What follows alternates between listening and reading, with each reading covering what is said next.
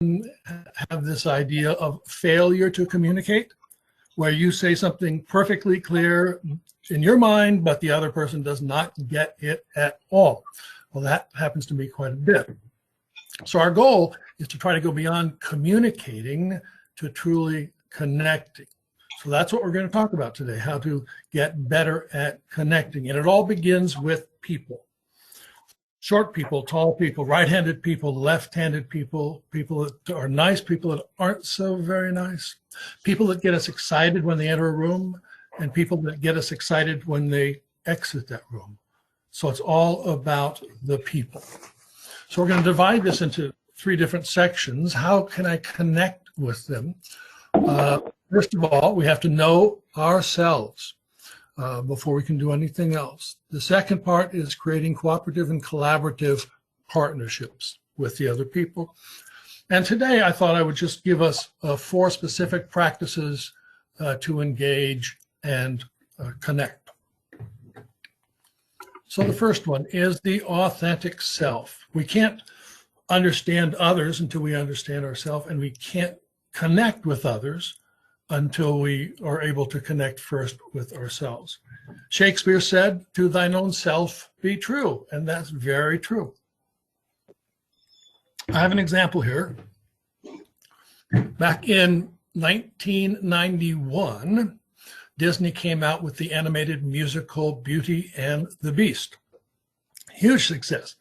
Well, they said immediately after that, they said, why don't we do something really different? And why don't we turn it into a Broadway stage musical, something that they had never done before?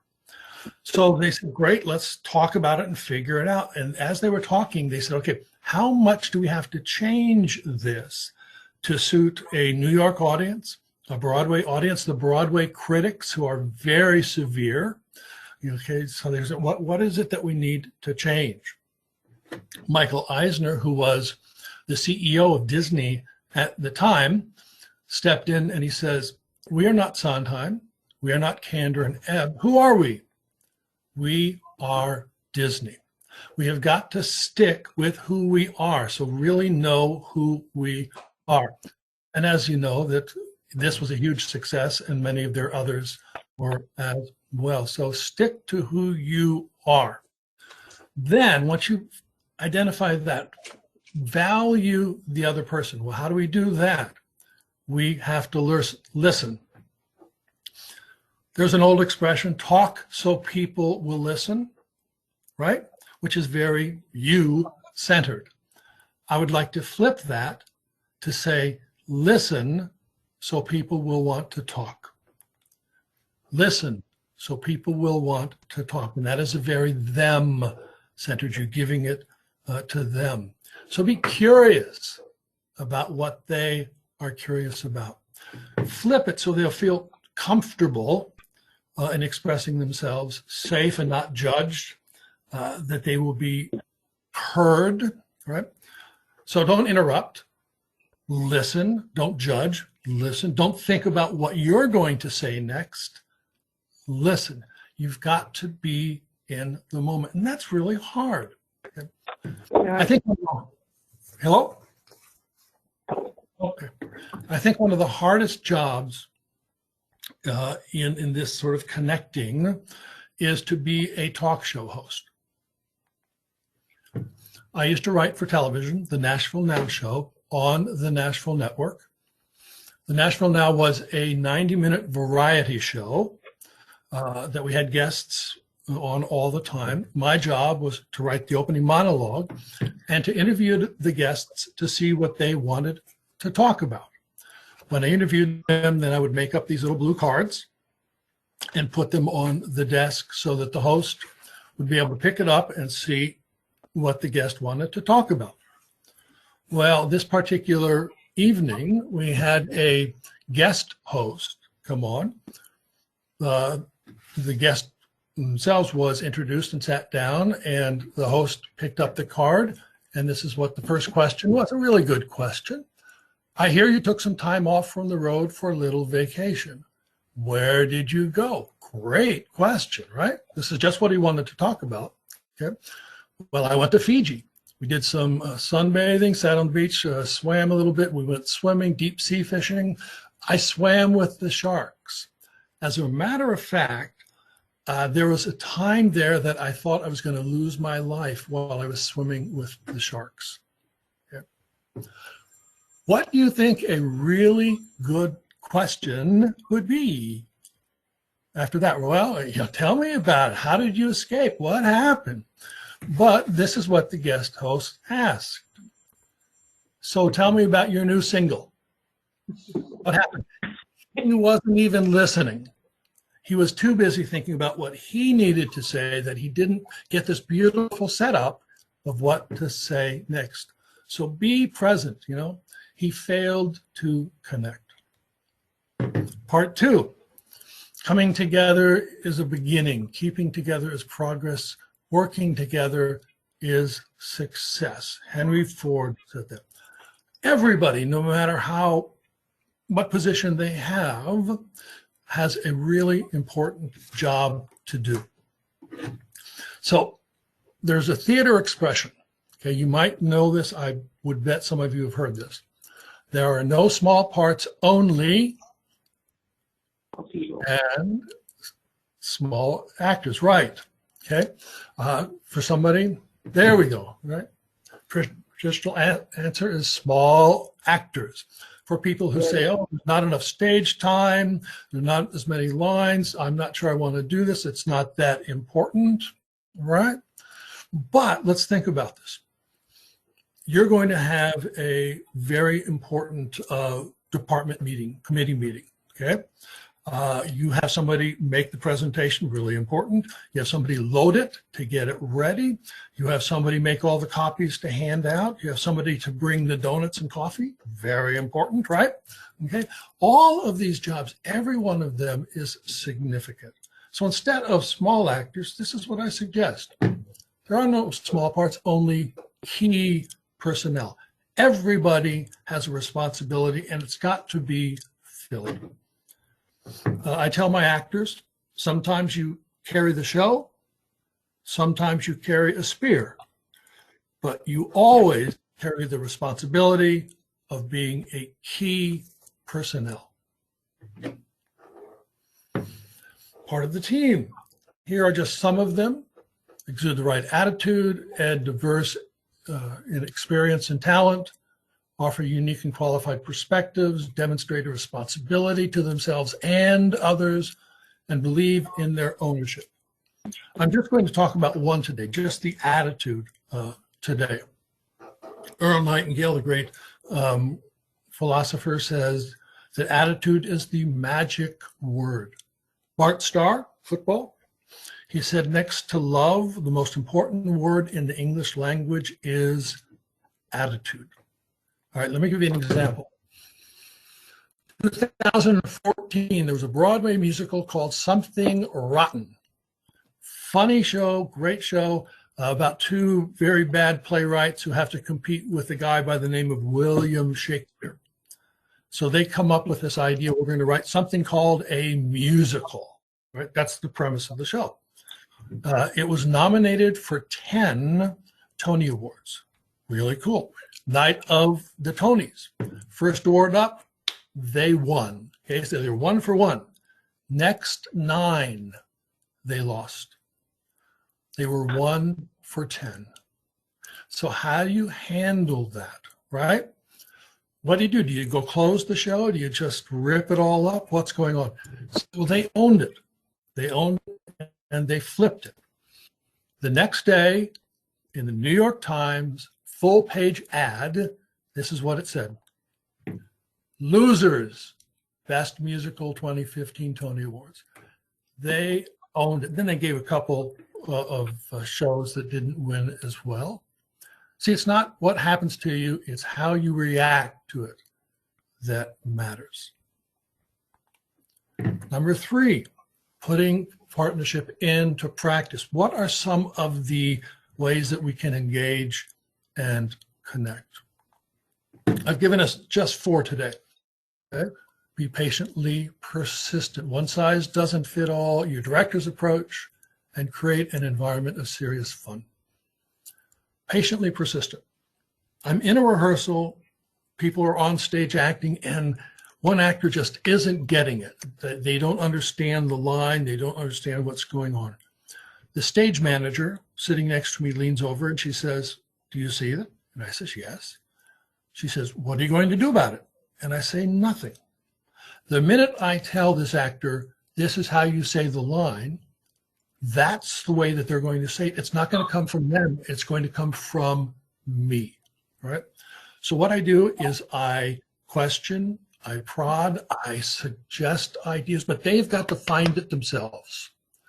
It has to come from them. It cannot come from me. So I'm patiently persistent.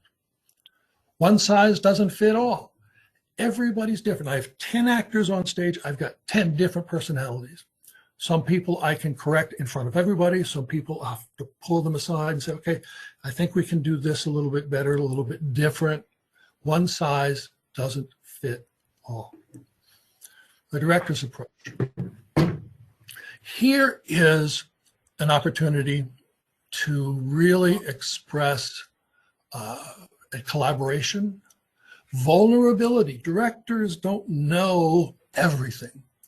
So here are a couple of the lines that I typically say through the course of rehearsal. I don't know, let's figure it out together.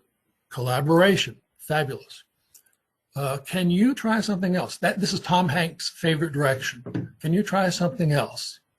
It's trust that the actor is going to find it. Can we try something else? A partnership. Again, that was an amazing choice. How can we build on that? Encouragement to do even more, go even farther. And this is the one that I use all the time. The actors hear it day after day after day. Don't worry, that's why we rehearse. We expect to go in and fail. We don't purposefully do that, but we expect to go in and say, okay, we're going to try something and see if it works or it doesn't work. Okay, that's your approach. We are in this together. Me as director being very vulnerable, a significant part. All right, 3.5, because we live in this virtual world right now, I just put a couple of ideas here that are really important since we are spending so much time virtually connecting in meetings and such. Well, good microphone, good lighting, a good look. Make sure that you are dressed appropriately for the meeting, for the situation. You should have a medium shot. Everybody that I saw there was basically in a medium shot, which is, armpits up. Unless you're standing up, then it's basically from the hips up.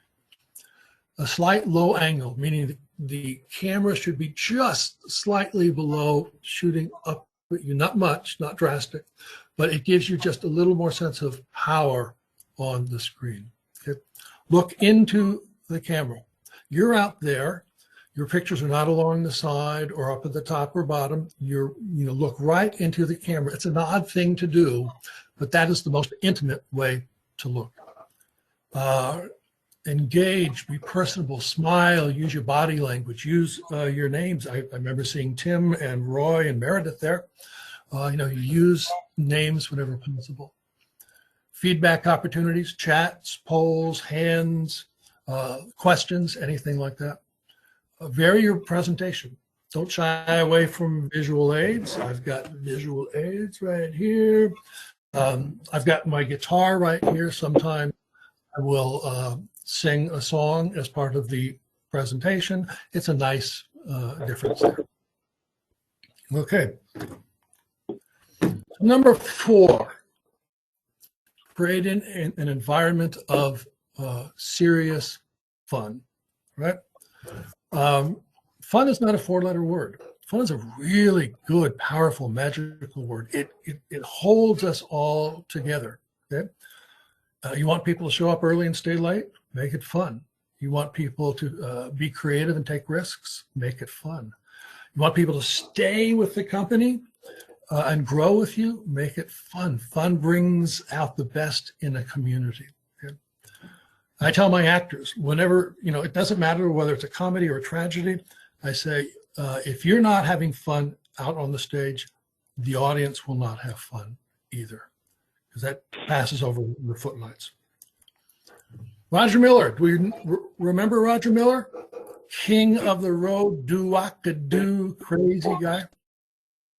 Back when I was in high school, I saw him perform live. There's a small, intimate, maybe 150, 200 people there. It's just a wonderful little concert. And it was going great. He was so connected with us. It was fabulous. Then right in the middle of one of the songs, he stopped. And he said, "You got the best audience I've ever had. So I'm going to do something completely out of norm. I'm going to sing some songs that is not in our normal show." So he turned back to the band and he says, "Do you remember that song?" They looked at each other and they thought about it and said, "Yeah." "Do you remember what key we played it in?" Yeah, they figured it out. And off they went. They played 3 or 4 songs that was not in their normal set. Man, was that a great experience. About a week later, a friend of mine called up and he says, "Hey, we're going to go see Roger Miller and we have 1 extra ticket. Would you like to go?" Well, guess what I said? Of course. Yeah. So we were there and it was going really, really nice, but I was being a little bit of a snob. I'm sitting there going, this is great, but it's not going to be that special, special concert that we got last week. And then something really unique happened. Right in the middle of one of the songs, he stopped. And he said, "You guys are the best audience I've ever had. I'm going to do songs not in my normal show." Turned back to the band. Yeah, they knew the song. Yeah, they knew the key, and off they went. All right. I left that concert with sort of 2 feelings. One, all right, I was a little bit bummed that I was not the only one that got this fabulous concert. But the second thing is I was totally amazed and in awe, especially being a theater person, that he could make us feel like this was the very first time he'd ever done this. And it was a shtick part of the show. He connected with us so intimately. Now, years later, when I was writing for television, I had a chance to talk to him. And I said, okay, I eventually got around to this. And I said, "Can you tell me about this little moment?" And this is what he said: "I just want to share the fun." He was doing it so well and connected with us so much that it was absolutely fun. Okay. In closing, everything we've talked about deals with the successful ability to connect with people. Here's John D. Rockefeller has a quote: "The ability to deal with people is as purchasable a commodity as sugar or coffee, and I will pay more for that ability than any other under the sun." That's the value of being a good, great connector. Okay, products are wonderful, but boy, if you cannot connect with people, and it's a skill we can learn, attain, and it is so absolutely important. So people who can connect with other people are valuable people. All right, so that's what I got to say, and I really thank you. I hope we connected on this, and maybe we can connect later at some other time. I would really appreciate that. But thanks very much for inviting me to be here. I have a question. Absolutely. Thank you. Okay. I wanted to say that actually it's not a question. I want to have a statement, but I'll have a question later. But we experienced the same thing you did in Las Vegas many years ago. We were there around Christmas time, and I can't remember who was even the performer, but he said, "We're going to do something different.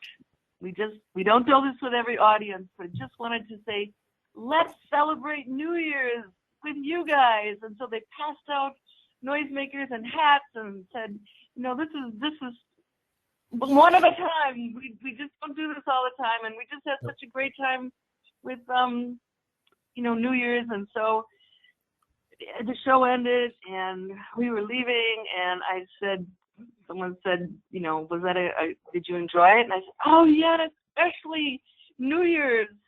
That was so nice." And they said, "Yeah, he does that every program." I was like, oh. It is a little disappointing, but still the ability to carry that off and make you in this case, feel so special that you are Yeah. in the absolute wonderful once in a lifetime moment. That's a skill. That is connecting. Yeah. And Paul McCartney did that too in his concert. He'd say, okay, I'm sending the band away and I'm going to sit down at the piano and it's just you and me, audience. And it was just so, so, so wonderful. Okay.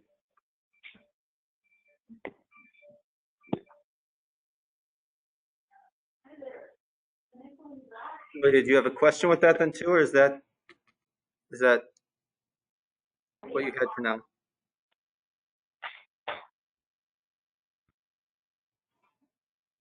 Okay.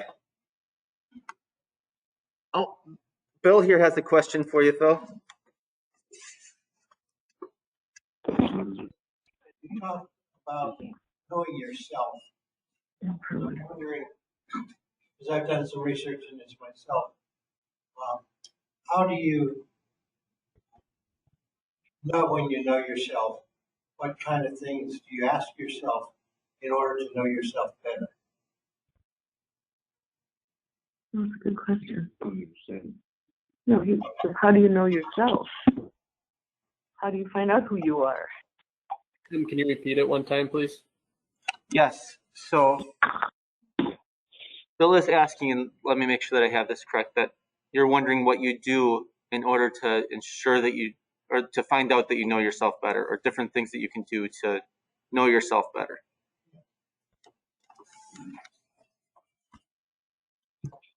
Did you hear that, Bill? Uh-oh, we might have lost him. Oh, he's gone. His camera went and then he completely left. So maybe he'll pop back in a second. Okay. Does anybody have an answer to Bill's question?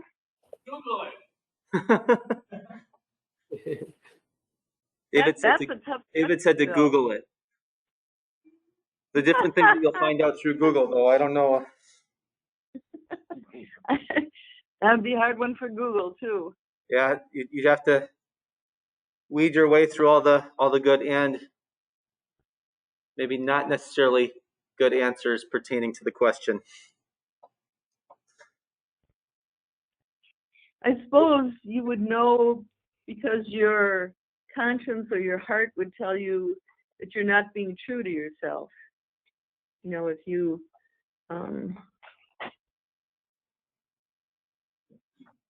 maybe you're not being honest with another person. If they ask you a question, you say what you think they want to hear instead of really saying what your heart says you should say.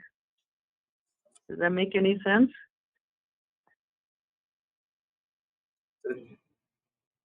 To follow your conscience, follow your heart, follow that.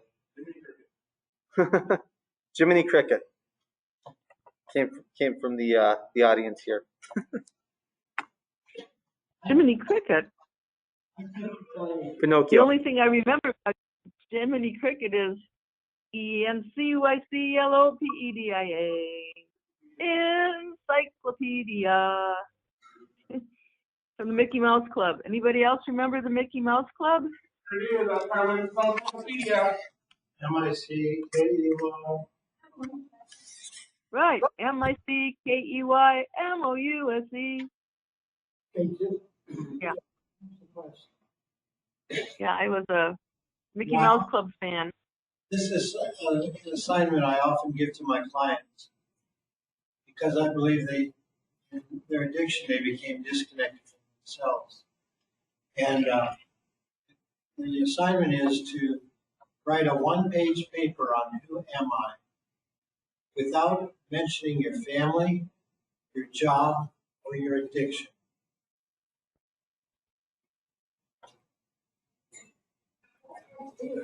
Ooh, that'd be hard. You'd have to just be yourself.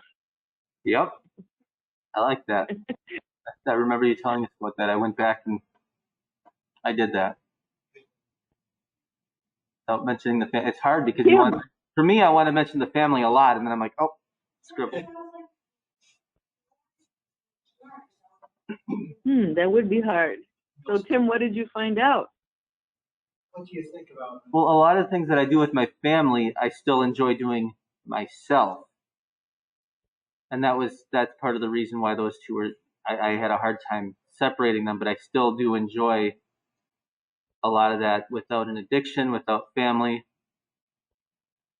What's your job? without my job, different hobbies that I enjoy, whether it's, in my case, whether it was with my family or just on my own, I would still enjoy doing it, or with others, or it would be something that I'd pick to do anyways. I'd be like, yep, that's something I enjoy doing.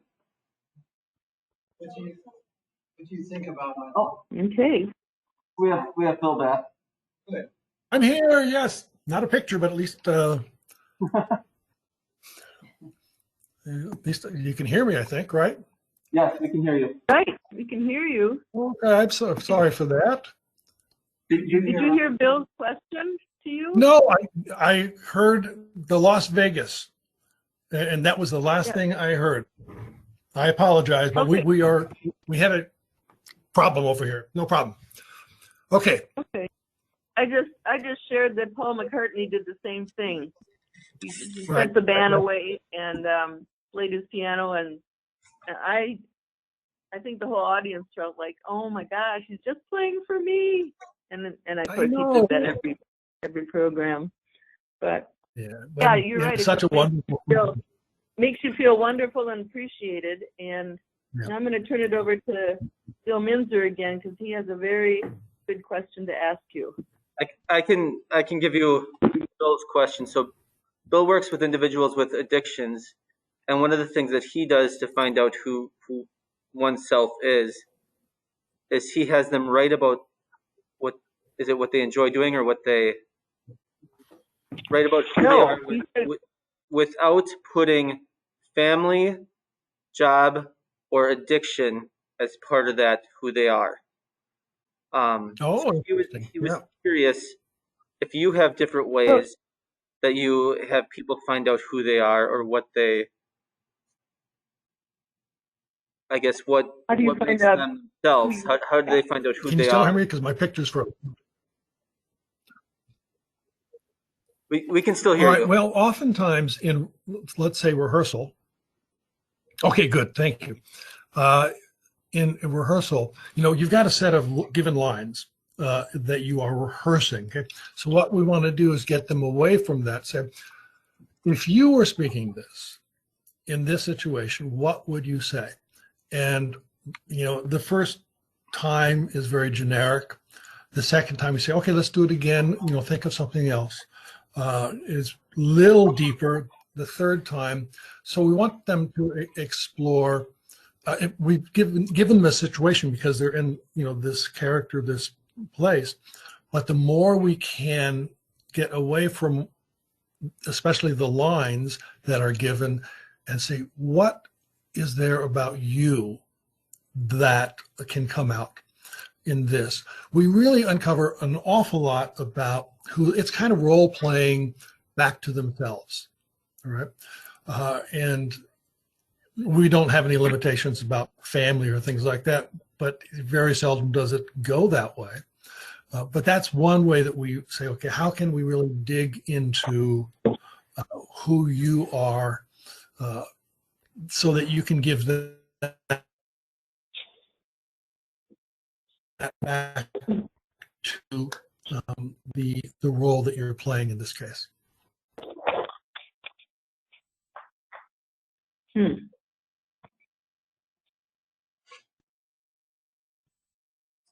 Okay.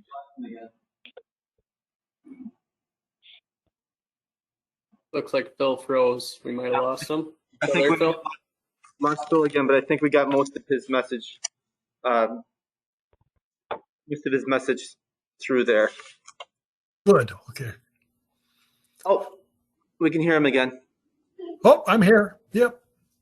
Boy, we're going in and out today. Yes. Everybody must want to be on the internet today. Yeah, or else the rain is making a difference. The weather. Well, that could be. That could be. We've got a lot of rain here now. Yeah. So anything else I can help you with, or? I know I'm gonna replay this a little bit. I did record it. One thing that I know my wife and I talk about at home, especially in the virtual environment, is your 3.5 virtual, where the camera should be positioned, how you should look. And that has come up more than a couple times in during the last few months. So I'll make sure Yep. that she sees what you had indicated there as well, so that way we use that mute That's portion of good. the. What's that? Yeah. That's the same techniques that they. Oh, my I kids have won't another listen to that question. part. They'll be- Yeah. Go ahead, Joy. When you're acting, I worked behind the scenes and just really enjoyed it and admired all the actors. When you are an actor, how do you say the lines? Do you memorize them so much so that it just flows out of your head, or do you need key triggers to get each thing that comes along? And if it's just memorization, how do you do that?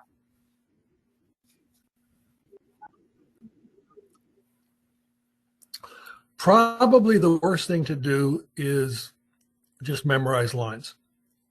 Eventually, that's what you want to do. Absolutely. But you need to put everything that you're saying into a context. Then it becomes much more natural. Yes, repetition is a big part of it, but just memorizing lines, you turn, and I don't mean this disparagingly, but turns out to be much more of a high school production where they really don't into the meat of what's going on. I know my lines, so I'm going to be very good. But so what is the situation? The subtext we go into an awful lot, and you bring yourself into this. And of course, the lines eventually are there. And every time you're on stage, you have to be living that character. You have to be that moment. And everybody falls out. I mean, I remember being on stage and thinking about what I'm going to eat at night when I get home. And I was supposed to turn and march, but everybody else did. And it was like Keystone Cops. They just ran me over and everybody fell down because I wasn't in the moment. I wasn't being there. But it takes a lot of energy to stay focused and to be, but that's what actors do. That's what they get paid to do, is to be in that moment. And the lines from repetition and repetition and repetition become part of who you are, that the character takes over. That's what I can say. Wow. Well, then there really is a lot of skill in being an actor and actress. There is an awful lot of skill. And, even if you don't want to be an actor, a professional actor on stage all the time, the skills that we learn are good people skills for any position, for anything that you do. Understanding how to listen, understanding how to be in the moment, understand how to connect with people. Those are skills for any position. So whether you wind up on the big screen or on the stage in New York, it doesn't matter. We're teaching you good life skills. Wow. Well, that's important. Okay, just for the sake of time here, I see smiles. I want to make sure that I thank Phil for joining us today and giving us, as you were saying, life skills, and your harnessing the power of people, which I thought would go really well, especially in the world that we're living in right now. Very relevant topic. So yeah, very. Thank you very much. It was really a great pleasure. I did Thank you very record much, this, Bill. as long as you're okay with that. It just goes. I'm not quite sure what that was. Oh, Phil, I wanted to make sure that you know that we did record this and that we do put it on our YouTube site as well. So as long as you're okay with that, it normally just gets a few members that weren't able to make it in person to view it. So that's just part of the. Oh yeah, you can put it Okay. up. Okay, thank you. Well, thank you.